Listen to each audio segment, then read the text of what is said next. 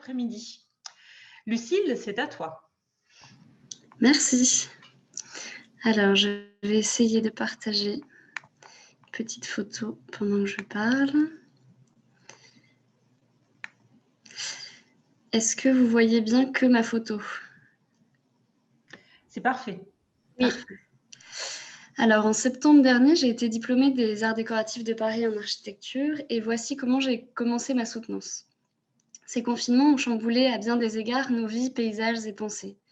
Nos projets ont été aussi teintés de ce virus, malmenés par endroits et parfois ont fleuri grâce à ce contexte. Il a été comme de la levure à injustice et folie, à marge et précarité, a ramolli quelques idées pour finalement confirmer mes intuitions initiales et me guider vers un projet plus sensé. En effet, j'ai vu dans cette actualité 6 points majeurs. La vulnérabilité de toutes et tous, la solidarité comme un mode d'échange viable, la quête de la nature comme un médicament contre l'épidémie et les flux de la ville, le rapport à l'apprentissage très théorique dans l'enceinte de l'école et détaché des savoir-faire. Et le confinement a aussi mis en avant notre besoin de rassemblement, notre besoin vital du groupe social. Et enfin, les métiers du soin, médical, social, relationnel, réapparaissent comme primordiaux. C'est effectivement un temps accordé aux soins des corps, aux soins des jardins, végétaux ou intérieurs, aux soins de son entourage, voisinage, comme autant de relations précieuses. Cette dernière période complète donc la liste des crises écologiques ou migratoires qui toutes s'imbriquent pour se questionner et se résoudre. Daniel Derivois écrit d'ailleurs dans Rejet de la mondialisation, rejeton de la mondialité que nous devons faire l'inventaire pour mieux organiser le vivre ensemble avec les autres, en passant par le vivre ensemble avec soi-même. Et Toni Morrison ajoute « Il n'existe pas d'étrangers, il n'existe que des versions de nous-mêmes ». Donc je vois dans ces mots un optimisme vertueux qui transforme les lourdes lignes de l'actualité en une possibilité de nouvelles routes à déployer et emprunter comme une bonne nouvelle à construire à plusieurs. Et pour ma part, je la construirai entre autres avec l'architecture, que je comprends comme Mathias Rollo l'a détaillé, en 4 acceptions, un objet, une action, une discipline et une éthique communautaire, qui visent toutes à mon sens, ou en tout cas dans ce que je tente, à une architecture de la relation. Et pour rendre le monde plus habitable et que nous puissions l'habiter ensemble, nous fabriquons des enveloppes, profitons des interstices pour faire émerger des champs possibles, pour restaurer peut-être le rapport entre territoire et vivant, et construire ou protéger cette grande enveloppe que l'on nomme humanité. Si nous espérons ces actions fertiles et durables, il nous faut oublier les postures de roi et changer de paradigme, et adopter une posture d'écoute de ce qui se tente et émerge sur les territoires défendus, adopter une posture d'humilité, j'entends par là se rapprocher de l'humus de la terre. L'enveloppe accompagne pour une durée choisie une entité qu'elle rend précieuse par l'attention qui lui est conférée. L'enveloppe peut être donc d'échelle et de nature très variables, comprenant en son sein l'habitant, l'habitante, le vivant, tantôt minéral, tantôt végétal, animal ou humain. J'étais dans l'enveloppe. Je me souviens du mimosa au fond du jardin, arbre à cabane qui faisait pleuvoir sur mes joues sa poussière jaune. Je me souviens de mon pyjama d'enfant qu'on faisait chauffer devant la cheminée avant de l'enfiler. Je me souviens de ma chambre d'enfant et mon lit sous le Velux comme une tente d'été. Je me souviens de la manifestation du 11 janvier comme portée par une vague de nous, des liens qui unissaient tous ces gens côte à côté. C'est ça l'enveloppe, comprendre, accueillir, être pris dans du plus grand, du chaud, du doux. Nous sommes donc chacune et chacun portés quotidiennement par des enveloppes d'ampleur très différentes, d'un égard ou d'un regard. L'enveloppe n'est autre qu'une attention portée à un espace-temps pour créer, qu'elle soit sociale, physique ou émotionnelle, une relation. Et donc, comme dans une histoire d'amour, c'est la contemplation de l'autre qui accouche des plus beaux et justes gestes amoureux. Et c'est dans cette écoute de l'autre qu'il devient partenaire. Par la compréhension et la préservation de notre environnement, nous pourrons éventuellement continuer de créer en mettant en place une écologie itérative entre nos pratiques et les territoires habités. Pour tisser un parallèle avec le concept de moi-peau développé par Didier Inzieu en 1974, en regard de l'architecture, je peux tracer ici 3 échelles pour penser l'enveloppe. La cabane comme une enveloppe politique, fertile et frugale, le mur comme une protection et une limite à l'autre, et puis la porte comme une possibilité de rencontre et de dialogue avec l'autre. Donc chaque entité s'enroule autour des corps physiques, émotionnels, relationnels ou politiques. Et dans mes projets, je tente d'accorder une attention à chacune de ces échelles. Pour illustrer mes propos, je vous présente succinctement 2 projets. Le premier...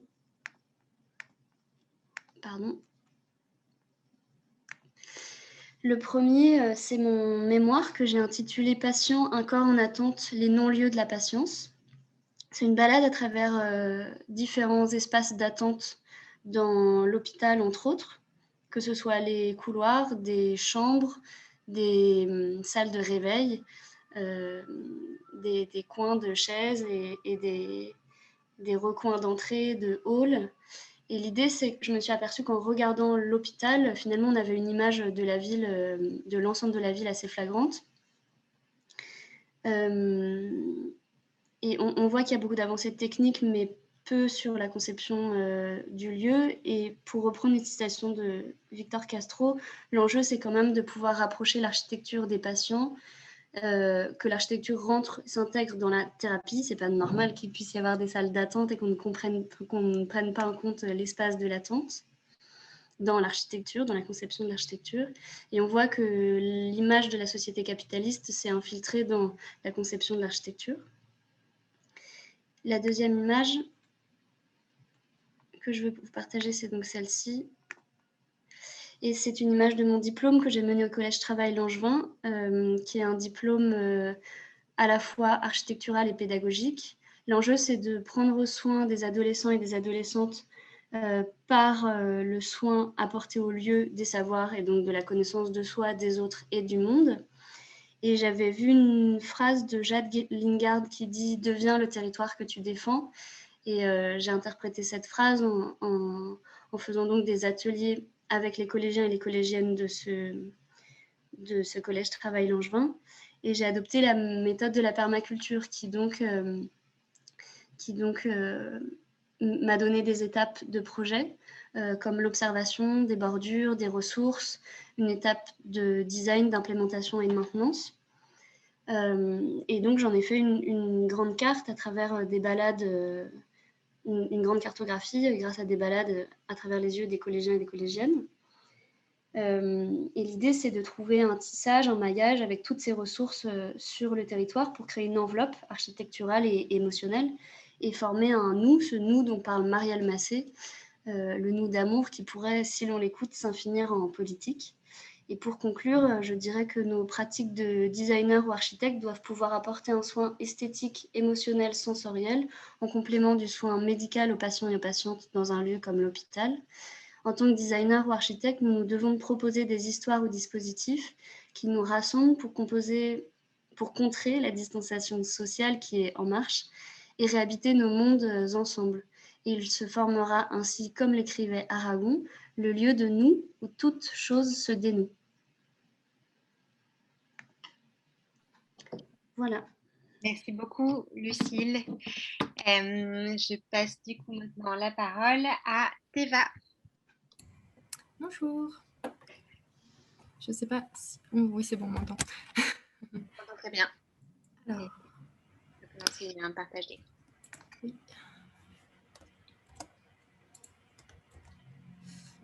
Alors, tout d'abord, j'aimerais remercier toute l'équipe du Laba de m'avoir invitée aujourd'hui et aussi à Anne Xiradakis de m'avoir fait confiance pour vous présenter mon projet. Donc, Apparition est un projet en partenariat avec le Laba pour l'unité Poussin du GHU Paris Psychiatrique en neurosciences. Il a amené mes camarades de l'ENSA et de Limoges et moi-même à nous questionner sur les moyens de développer les expériences sensibles des patients lors de leur séjour en unité psychiatrique. Donc, lors de notre immersion d'une semaine au sein de l'unité, j'ai remarqué que les patients déambulaient toute la journée en tournant rond, en passant par les chambres pour aller manger, puis de la terrasse et en passant par les bureaux. Donc, ils tournent littéralement rond, s'ennuyant et perdant la notion du temps. Donc, il était important pour mon projet qu'il crée surprise et attraction. Donc, je propose pour ce projet de réintroduire par la lumière naturelle des effets lumineux dans des espaces où il y en a peu, voire presque plus. Le bâtiment offre la possibilité de jouer avec l'entièreté des rayons sur la journée, de par son exposition sud, mais également de son architecture, en fait, qui permet de créer un cycle d'exposition, mais qui malheureusement ne permet pas d'utiliser pleinement son potentiel, se faisant lui-même de l'ombre. Donc j'ai représenté les courses du soleil par saison afin de se rendre plus compte de l'exposition sur la journée. Le rouge avec l'été, le jaune le printemps et l'automne et le bleu l'hiver. Donc l'introduction par réorientation des faisceaux en plus de la lumière naturelle journalière permet à ce bâtiment renfermé sur lui-même par son architecture de se réouvrir sur son environnement, qu'il bouge au fil de la lumière afin qu'il ne soit plus une entité rigide, mais qu'il s'ouvre sur l'extérieur. Donc chaque intervention est ainsi rythmée par la course du soleil, créant un marqueur temporel. Il se construit en 2 états du patient, entre contemplatif et actif, en déambulation, à la manière du mouvement du soleil. Donc mes interventions sont peu impactantes et discrètes, apparaissant et disparaissant au fil du temps. Aussi, l'imprévisible et la fugacité des rayons permet de créer la surprise. Donc ici, on voit le plan avec l'entièreté des interventions que j'ai mis en place. Donc je vous propose aujourd'hui une balade au sein de l'hôpital Bichat au rythme des effets que j'ai pu proposer, en commençant par la terrasse au sud du bâtiment, ici, en passant par le couloir ouest, la salle surnommée la salle du baby-foot, et pour finir au couloir est, entre le réfectoire et les bureaux.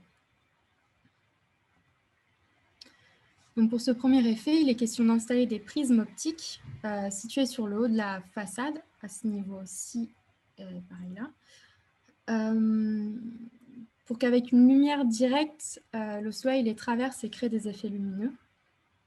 Donc ici, le soleil active en fait les effets sur le sol et les murs, se mouvant au rythme de la course du soleil sur la terrasse. C'est un effet qui dure donc le temps de la course du soleil, variant en fonction de la météo et de la saison, de quelques minutes jusqu'à 1 heure à 2 heures.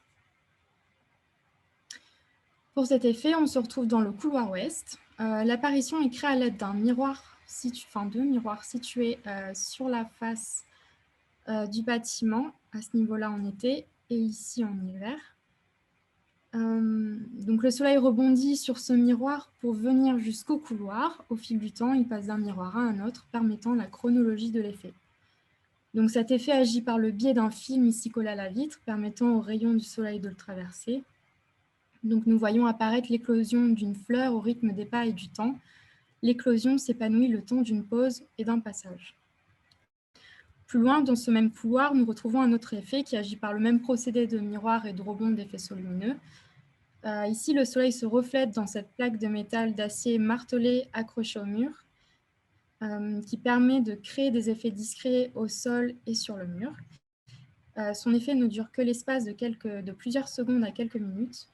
Je le redis, ce sont des effets qui ne durent vraiment pas dans le temps pour vraiment accentuer cette idée passagère et fugace. Donc ici, nous nous retrouvons dans la salle surnommée la salle de baby-foot, car à l'origine, en fait, il n'y a rien dans cette salle hormis un baby-foot. Donc il était question pour cet espace de proposer une installation qui pourrait durer un peu plus longtemps, à l'image de la terrasse, qui sont des zones où l'on désire s'arrêter et se poser. Donc c'est avec des rayons directs que l'effet se produit pour un temps d'exposition plus long, entre quelques minutes et heures, toujours en fonction de la météo et de la saison. Donc nous avons des tomates en porcelaine blanche et platine posées au mur qui permettent avec ceux en platine l'interaction avec la lumière, créant des petits reflets sur le sol et le mur, se mouvant toujours au rythme du soleil. Pour ce dernier effet, il était intéressant pour moi de proposer un effet dans ce couloir car j'ai pu observer que sur la journée, il est en majorité dans l'ombre et des bureaux sur sa droite et du réfectoire sur sa gauche, qui ne lui permettent pas en fait d'avoir pleinement les rayons du soleil. Donc l'interaction se fait donc de manière indirecte à l'aide de miroirs pour permettre de réintroduire la lumière à cet endroit. Ici, c'est simplement un film coloré et installé sur la vitre, séparant le couloir du réfectoire, permettant de projeter le temps de quelques secondes une touche de couleur. Donc pour conclure, par cette intervention, j'opte pour une sensibilisation subtile qui amène à observer ce quotidien assez morne et redondant, ayant une gamme colorée terne et sombre, à se mouvoir et à apporter un peu de couleur, d'attention et de lumière. C'est pour moi aussi une manière de ne pas trop m'imposer. Avoir opté pour de petits effets lumineux, c'est pour ne pas chambouler leur quotidien et ne pas les agresser. Et j'espère ainsi qu'à la vue de cette intervention, que cela leur fasse oublier le temps d'une seconde leur routine. Voilà. Merci Théva. Je passe donc la parole à Nicolas Quay. Bonjour tout le monde.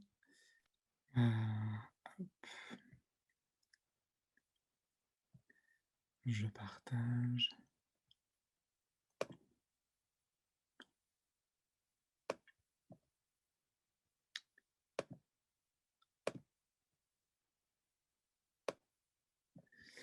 Merci beaucoup déjà aux enseignants de l'ENSAD et au LABA pour l'invitation et toute l'organisation. Donc, je suis Nicolas Quette, je suis en ce moment assistant designer couleurs et matières pour un équipementier automobile. Et en fait, ce qui m'intéresse, c'est l'usage des textiles à usage technique et les matériaux artificiels ou synthétiques. Et aujourd'hui, je vais présenter une partie de mon projet de diplôme, qui s'appelle Du Tact, et pour lequel je voulais aborder les soins d'hygiène et de confort destinés à la toilette des seniors dépendants. Donc ce projet, il s'est déroulé au cours de mon cursus à l'École des Arts Décoratifs. Et j'ai pu le mener grâce au soutien de 2 entreprises et une institution, donc CAC Cuir et Textile, qui m'a aidé à faire des maquettes. Une médecin gériatre du groupe hospitalier de la Haute-Saône, Yannick Célès, pour beaucoup d'échanges, et aussi l'agence d'architecture SCO qui m'a attribué une bourse et qui soutient des projets liés aux soins. Et donc ce que vous allez voir, ce sont des propositions de design prospective et qui sont pour moi des supports pour de la discussion et pas du tout des solutions utilisables. Alors tout a démarré au moment de la rédaction du mémoire de master, où je me suis demandé comment un designer textile, couleurs et matières, comment il pourrait travailler au sein de l'hôpital public. Et donc pour ça, je me suis immergé pendant une semaine au sein d'un EHPAD du Languedoc-Roussillon. Et une des situations qui m'a le plus marqué, c'était de découvrir en fait tous les dispositifs et ce qui est utilisé pour la toilette. Pour qu'on se mette tous dans les yeux les mêmes images. Donc c'est beaucoup de sangles, beaucoup de matériaux synthétiques, beaucoup d'emballages, beaucoup de matériaux plastiques, imperméables. Et donc cette première rencontre, elle était violente, quelque part, et de se rendre compte que voilà, un petit peu sans surprise, la blancheur est la couleur de l'hygiène et de la propreté qui domine. Et qu'en échangeant en fait sur ces sujets-là avec la médecin et puis des résidents, des résidentes, c'était de me rendre compte que le blanc, c'est utile parce que ça permet de bien voir la saleté, certaines salissures, et que ça a des raisons d'être là, mais que c'est aussi très dramatisant, que c'est toujours un peu trop, et que ça générait chez certaines personnes un sentiment de culpabilité. C'est-à-dire que certaines personnes exprimaient la sensation d'être elles-mêmes ceux qui salient l'environnement. Je ne suis pas en adéquation avec l'environnement parce qu'autour de moi, c'est trop lisse, trop propre, trop clean. Et que donc cette couleur blanche, elle mettait vraiment en avant l'absence d'homogénéité de la peau, et qu'on n'est pas en adéquation avec ce qu'on a autour de nous. Et donc ce que j'ai essayé de faire avec ce projet, c'était d'abord de chercher comment je peux atténuer ce contraste radical de la blancheur. Et donc de voir, est-ce qu'on a systématiquement besoin de blanc azuré pour des produits qui vont être destinés aux soins d'hygiène et de confort. Donc ce que j'ai d'abord fait dans une première étape, ça a été de décaler le curseur juste à côté du blanc. Qu'est-ce qu'on a dans le registre de l'hygiène, des dispositifs imperméables, jetables, comme objets absorbants par rapport par rapport à cette couleur et à ces matières. Donc, qu'est-ce que je découvrais? De la même façon, j'ai essayé de regarder à l'opposé du blanc les codes de l'hygiène, comment ils étaient utilisés aujourd'hui et à quoi ils pouvaient servir. Toujours sur le même type de support, synthétique, imperméable, absorbant. Et donc de voir là que certaines couleurs sombres pouvaient tout à fait servir en fait, à faire preuve de pudeur, à dissimuler certaines saletés. Et donc à partir de ce constat-là, j'ai élaboré une gamme de couleurs pour mon projet de recoloration de matériaux. Et donc ce que j'ai fait, c'est que j'ai pioché à la fois dans les standards qu'on connaît et repérés, donc le blanc, le légèrement bleuté, le verdi, les couleurs légèrement verdies, et aussi d'aller piocher dans ces faux blancs et les couleurs sombres dans le domaine de l'hygiène. Pour en arriver à une proposition donc de gamme, de couleurs qui se veut volontairement polychrome pour correspondre en fait aux envies d'un panel d'individus le plus large possible. Et les 2 intentions, c'était à la fois que cette gamme puisse s'inscrire d'une manière, assez classique dans la salle de bain, où au final, avec les objets que vous avez vus avant tout blanc, on part de 0. Et donc ça corresponde à un maximum de gens, que ça soit, que ça s'inscrive bien dans les codes de l'hygiène et puis que moi derrière, je puisse les utiliser à la fois de façon très distincte en aplat, c'est-à-dire pour que chaque couleur ait une réelle existence, vraiment, et aussi en faux camailleux, comme vous le voyez en fait au centre, il y a un vert très sombre qui va vers un vert, plus clair vers le haut. Tout ça pour que ça corresponde donc à un univers de salle de bain et à un imaginaire du vieillissement qui est pas celui du forcément tout grisonnant ou, totalement bigarré. Donc ensuite ces couleurs, je les ai appliquées aux différents produits, que vous avez vus en haut. Donc d'abord sur, des gants jetables, donc avec l'impression à sublimation, et là vous voyez le travail en fait de contre-typage et de recherche de la couleur.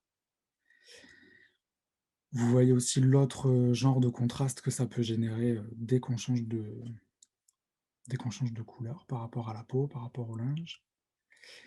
Ensuite des recolorations d'alèse jetables, où là c'est le travail juste de la surface de ces objets-là qui servent principalement à absorber l'urine, et d'essayer de les imaginer dans le contexte domestique si on devait les coordonner avec son linge de maison, son linge de lit, ses pyjamas.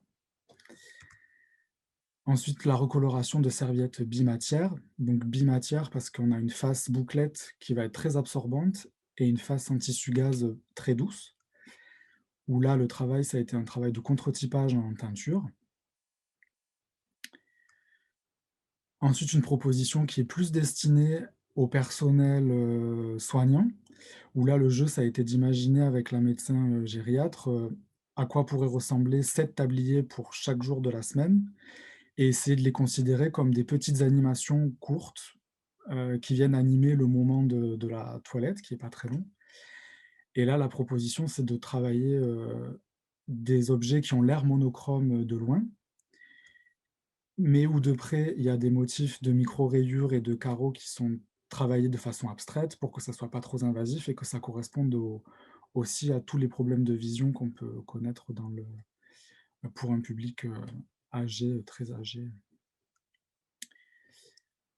Une proposition aussi pour des protections pour adultes réutilisables, où donc là, l'intention, c'est sur un objet qui est souvent monochrome, toujours encore une fois, d'essayer de lui introduire des codes du pyjama ou du sous-vêtement, pour moins le rendre stigmatisant.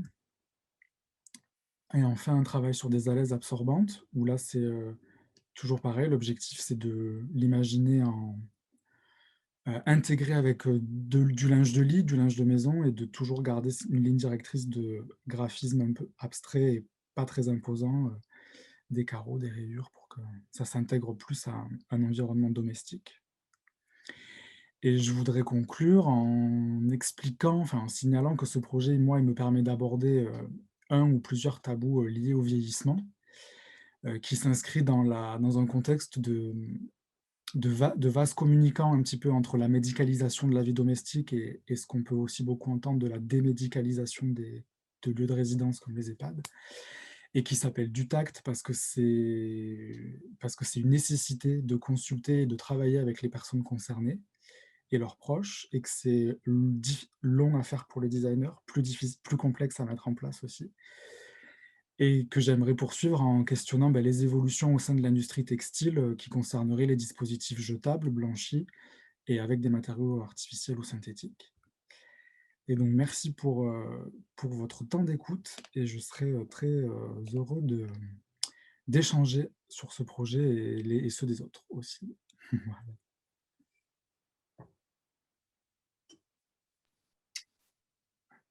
Merci beaucoup. On va du coup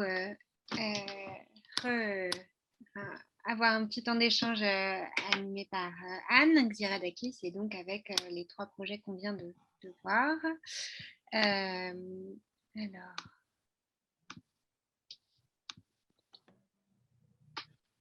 Merci à tous les 3 pour ce timing parfait.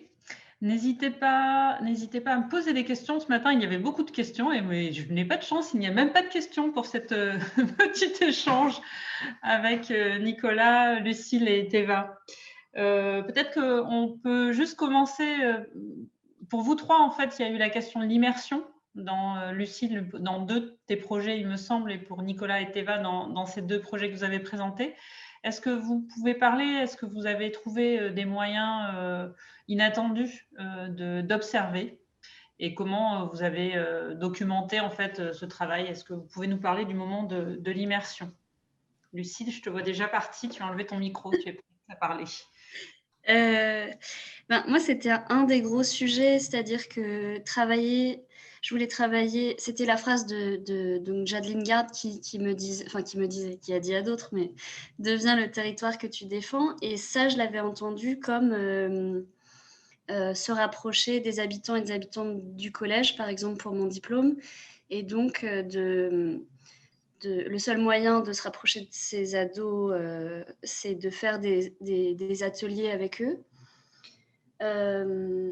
Et donc de s'immerger dans leur circuit du quotidien, et de se mettre à leur hauteur de regard au niveau, spatial, et dans leur, de réussir à comprendre le projet dans l'espace et dans le temps, et donc de pouvoir appréhender leur quotidien, leur territoire, etc.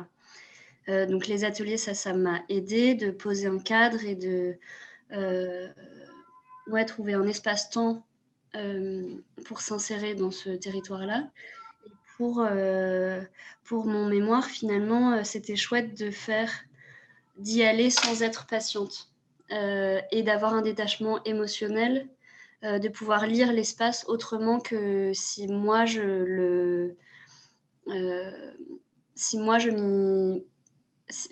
vais à l'hôpital pour mon propre corps, ça n'est pas du tout la même chose. On ne perçoit pas du tout l'espace de la même manière que si on y va en observation. Et donc, de réussir à trouver un décalage ou une comparaison entre le subjectif et l'objectif, moi, ça m'a beaucoup aidé. Merci. Teva, Nicolas, est-ce que vous voulez parler de ce moment Pour moi, j'ai un moment particulier où pendant la semaine d'immersion, où en fait j'ai passé presque toute l'après-midi avec une patiente pendant que je peignais, à récolter des échantillons de couleurs avec ma peinture. Et en fait, on a discuté et c'est vraiment à ce moment-là où elle m'a parlé de tous ses ressentis autour de la couleur, de ses émotions. On a eu un réel échange et je pense que c'est un moment assez fort dans le sens où, en tant qu'étudiant, on n'a pas cette opportunité-là tous les jours d'échanger avec le monde réel, entre guillemets. Donc voilà. C'était vraiment très, très intéressant ce moment et très important, en fait, cette immersion. Et du coup, ce ressenti par la patiente de la couleur, il te semblait très différent de ce que toi, tu percevais? Pas si différent que ça, au final, parce que, comme je l'avais dit, c'était un environnement où les couleurs étaient très ternes et sombres aussi, bizarrement. Pour un hôpital, ils avaient choisi une gamme colorée très sombre.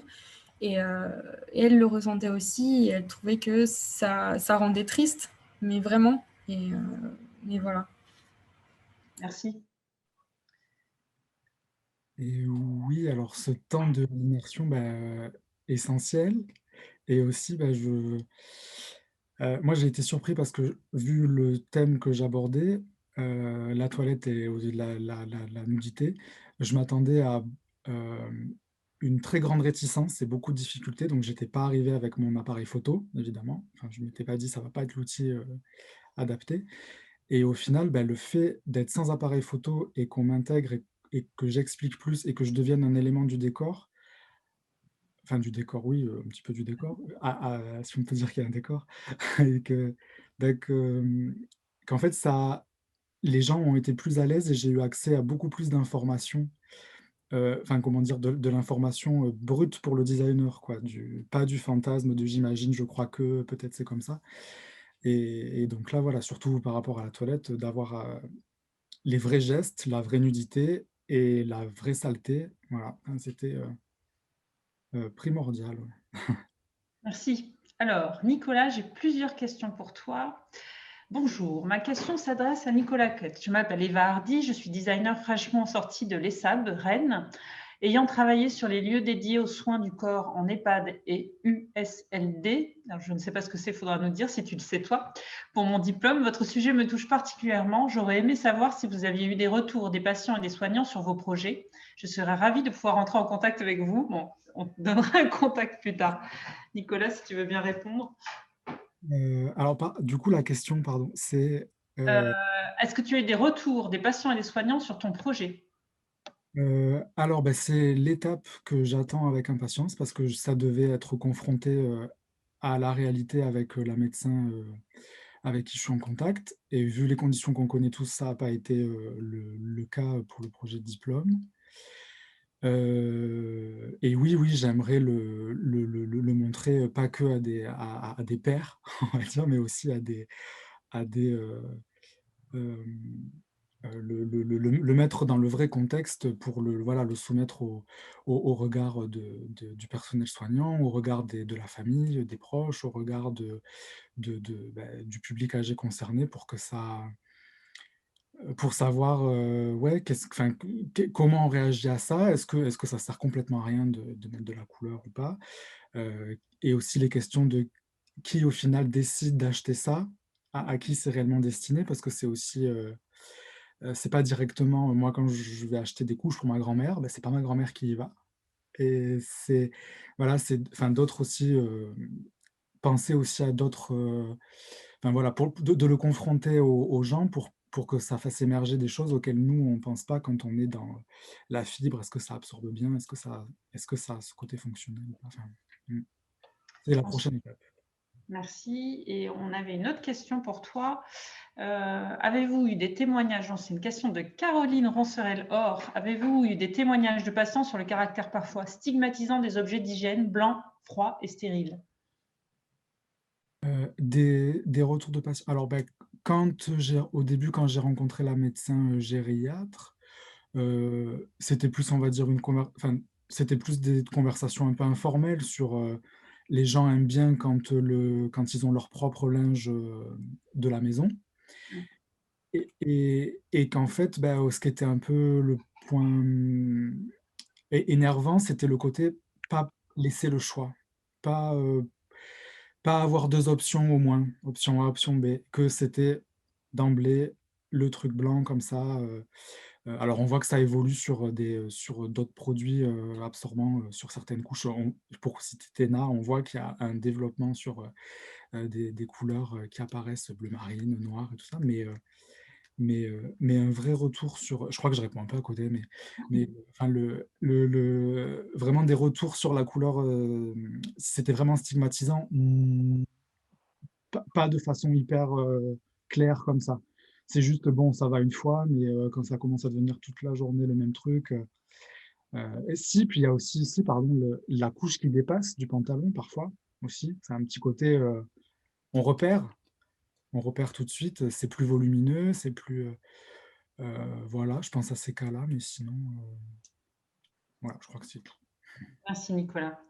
Donc, on avait une question pour vous trois de Caroline Tricot qui dit « Merci pour cette très belle présentation. Comme vous avez tous les trois des projets très ancrés dans un contexte, je me demande quelle suite vous aviez chacun pu leur donner. » Lucille, est-ce que tu veux commencer? Oui, je vais bien.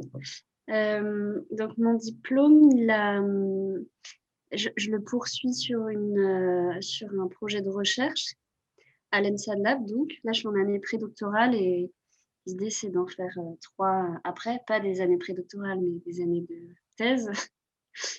Et donc, je poursuis cette question de la place des adolescents dans la fabrique de la ville et de comment on peut prendre soin de cet âge de cet âge de vulnérabilité qui est plutôt à l'image de la société. Enfin, quand on regarde l'adolescence, on regarde le reste de la société.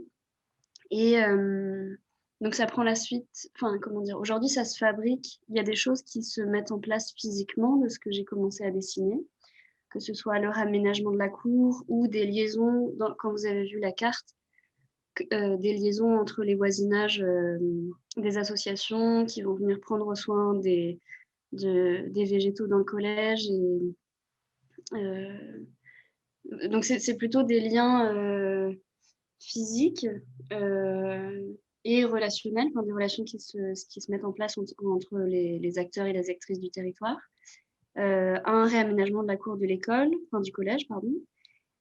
Et puis, j'espère, ce serait le but de cette thèse, c'est de trouver une manière pas une réplicabilité, c'est peut-être un mot assez moche parce que finalement, chaque question sera spécifique à un territoire, mais en tout cas, trouver comment cette méthodologie de projet peut être réimplantée ailleurs, re-questionnée ailleurs, toujours avec des adolescents, toujours avec cette question du végétal et du soin et la ville, etc. Pour le dire très rapidement. Et ensuite, je continue de faire des balades, des balades dans des hôpitaux ou dans des salles d'attente, pas forcément pour moi-même, mais plutôt pour continuer d'observer. Je me suis rendu compte pendant mon diplôme que d'être chaque semaine, bon, hors confinement, mais quasiment chaque semaine, longtemps, ça change complètement. C'est pas une visite de site, c'est vraiment... Nicolas, tu disais de devenir le décor, c'est vraiment ça. J'avais l'impression d'être soit un prof de plus, soit un élève de plus, mais de faire partie de ce voisinage-là. Et on ne voit pas les choses du tout de la même manière, on ne les ressent pas du tout de la même manière. Et les choses infimes, vraiment les toutes petites choses, deviennent très importantes. Et c'est là où je pense qu'on peut trouver une chose assez juste dans le projet. Donc voilà la suite des aventures. Eva, Nicolas, est-ce que vous voulez intervenir sur la possible suite du projet? Un mot. En fait, moi, j'essaye par un premier stage dans l'industrie, d'arriver à mieux comprendre les enjeux autour des matériaux artificiels et synthétiques. Et parce qu'en fait, que ce soit pour le soin ou pour d'autres domaines, c'est les mêmes questions très pratico-pratiques, souvent d'équilibre coût, moyen de production, tout ça. Donc très à chaque fois sur le fil du rasoir, quoi, la moindre modification. Et c'est vrai qu'à l'avenir, j'aimerais bien trouver des entreprises pour peut-être pas pour développer précisément ce projet-là de diplôme, mais pour développer des projets liés à ces matériaux-là. Et pourquoi pas une entreprise qui est intéressée par l'accompagnement de thèse ou ce genre de projet, ou d'innovation. Voilà. C'est vrai que ça fait partie des intérêts que je garde en arrière-plan et que là, j'essaye de nourrir au maximum. Ouais, voilà, pour la suite. Merci. Moi, ce projet, en fait, il a permis de me faire révéler, je ne sais pas trop si ça se dit, que c'était un sujet qui m'intéressait énormément. Et j'aimerais par la suite, parce que maintenant je suis en master espace, inclure en fait cette idée d'handicap dans la ville, Et en fait, ça m'a aussi inspirée pour mon mémoire, indirectement, je dirais, où je parle en fait des aménagements urbains, comment ça influe sur les comportements et comment on est dans l'espace par ça. Et je pense que ce séjour en hôpital m'a beaucoup permis de me questionner sur toutes ces questions. Voilà. Ça ne répond pas vraiment à la question, mais Si, c'est ça bien. ouvre, ça a ouvert ce champ. Merci Théva. Donc, nous avons une question d'Ophélie Benito qui était intervenante ce matin, qui se pose la question: Nicolas, est-ce que tu as eu des retours sur le nom des accessoires d'hygiène? Il existe des projets de designers avec une attention particulière au nom des choses, comme par exemple des personnes âgées qui n'aimeraient pas qu'on parle de couches, mais plutôt de protection hygiénique. As-tu entendu parler de ça sur le terrain? De comment on nomme les éléments de ton projet? J'en ai pas entendu parler, donc je suis très curieux de savoir ce que c'est. Mais par contre, dans la question de nommer les choses, il y a un sujet qui m'a intéressé pendant le mémoire, ça a été vraiment le mot vieux et le mot vieille. Parce que nous, on les connote de façon négative, enfin, on en a un usage plutôt négatif. Et en fait, il y a plusieurs ouvrages qui traitent de ça. Et là, forcément, j'oublie, j'ai plus en tête, mais que, en tout cas, les personnes aussi avec qui j'étais, elles préféraient qu'on soit aussi très franc. C'est que il y a un petit côté, voilà, personne âgée, bienveillance, voilà, tous ces petits mots-là, et qu'en fait, il y avait un moment donné où, bah, dis-moi que je suis vieux et ou dis-moi que je suis vieille, et on parle d'un problème qui est lié au fait que je sois vieillissant, vieillissante. Et ça, c'était intéressant, en tout cas, c'était pas sur les noms des choses, mais sur le nom de à qui c'était destiné. Et voilà. Mais non, en tout cas, je veux bien découvrir, ouais, je vais fouiller ces façons de nommer les choses, parce que oui, il y a tout un truc protection hygiénique, couche, enfin voilà, oui, je sais pas, c'est tout un sujet, je pense, ouais. Donc, Ophélie te communiquera tout ça, j'imagine.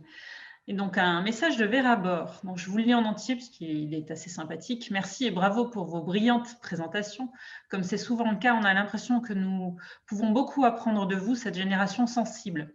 La question: qu'auriez-vous besoin, comme dans votre système de formation et d'éducation, pour que vous puissiez démarrer vos projets ambitieux, bien formés? Bon, ça veut dire que vous l'êtes mal, mais on ne va pas dire ça. Vous l'êtes bien déjà, mais être encore mieux formés. Qu'est-ce qui vous manquerait dans ce que vous avez eu comme formation? De la réalité dans l'école, je pense. Mm. Je pense que il manque beaucoup de réalité. Je pense qu'on est prêt, enfin, comment dire, dès le début de l'école, je pense pas qu'on ait besoin de beaucoup d'outils.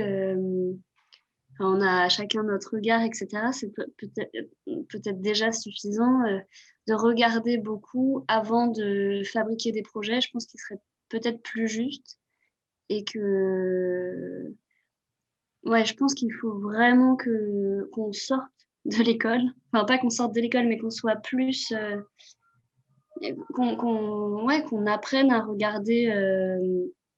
On va avoir une on va avoir une responsabilité énorme de fabrication, d'implantation, de discours. Enfin, on a une responsabilité de production.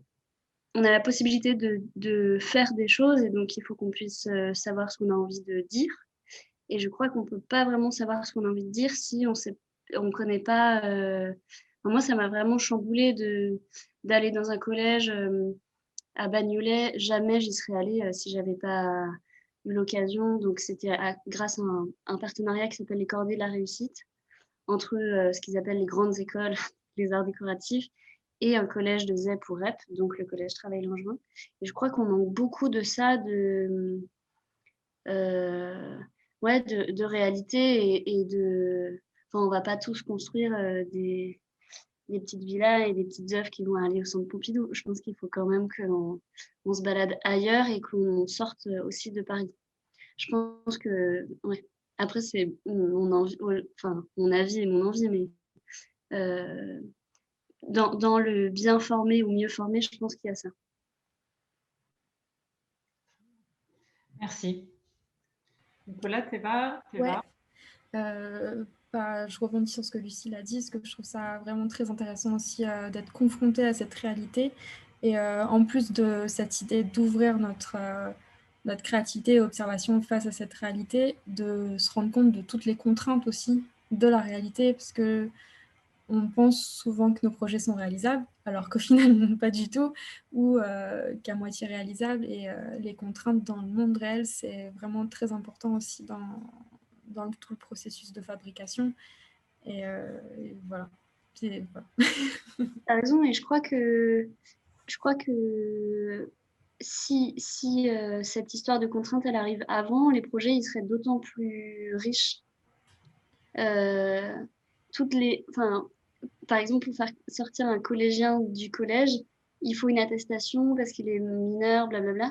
Ben, toutes ces, ou dans un hôpital, eh ben, il faut une justification de pourquoi on reste 3 heures dans une salle d'attente avec des crayons et qu'il ne faut pas un crayon qui bave, ni de cutter, etc. Sauf que si on trouve une astuce ou si... Ben, du coup, pour réussir à faire ça, il faut qu'on parle avec des gens et du coup, si on rencontre des gens, le projet sera...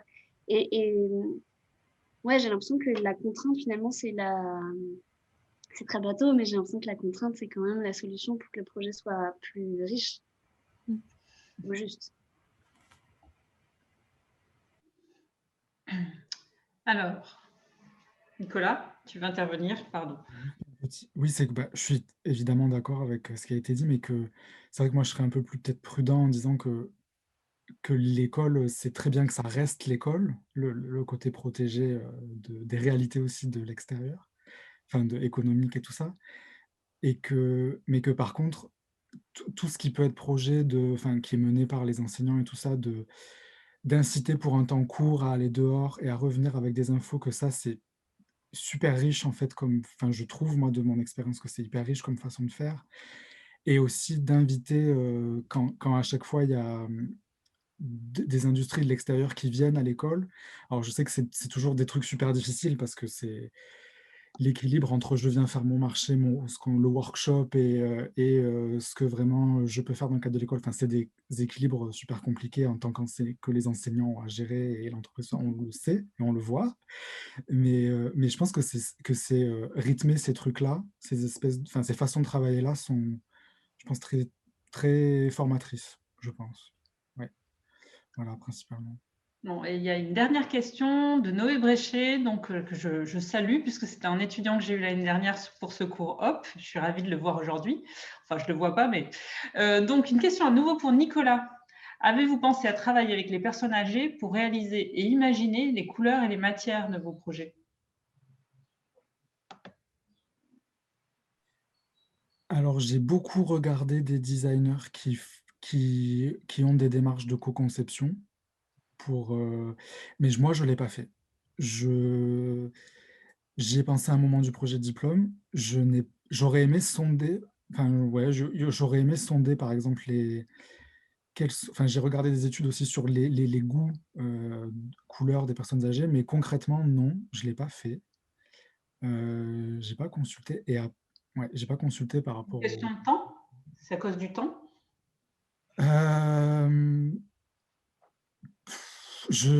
Question de temps, j'avoue que je sais pas, parce que comme le diplôme s'est passé en confinement et tout ça, j'avoue que je sais plus trop si c'était le temps ou juste la démotivation aussi de ça.